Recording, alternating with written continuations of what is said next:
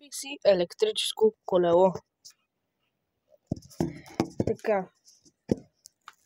Колелото беше закупено в Балкана. На дядо ми, дядо ми, не знам. И аз много си го харесвам, защото пали от място, хубаво.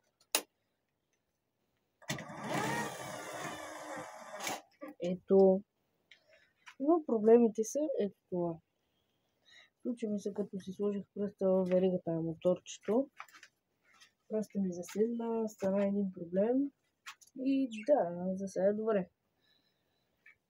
Много си го обичам това колело, от много време мечтая да имам, различих с някои сайтове и накрая се сетих, че да го има и реших да го продаде. Много е читаво, много е готино.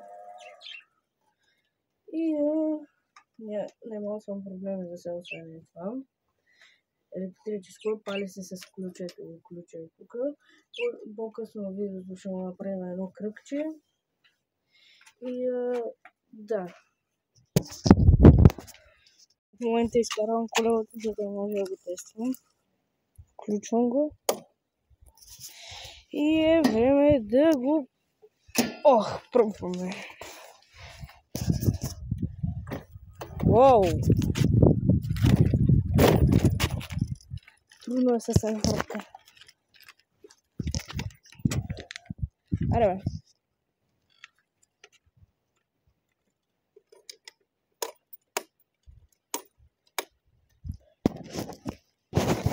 И е време да го пробваме.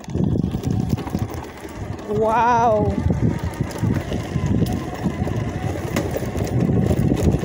Много яко. Много е яко. Препоръчвам ви. Според мен е много по-хубаво просто да си бялате газ.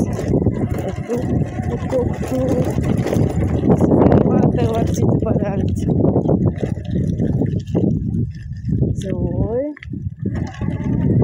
И ето ни. Колелото е много готино, особено за мен.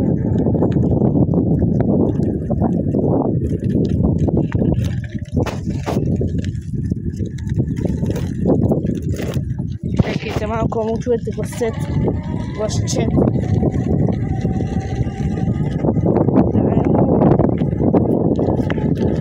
Не знам колко разбива, но според мен е много готино.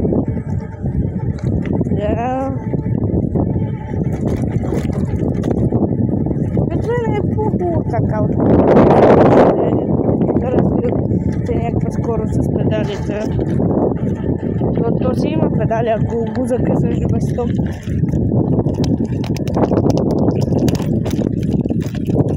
Но според мен е по-добре така, нали? Да.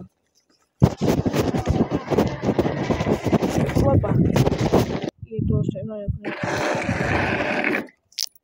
И това беше от мен. Чао.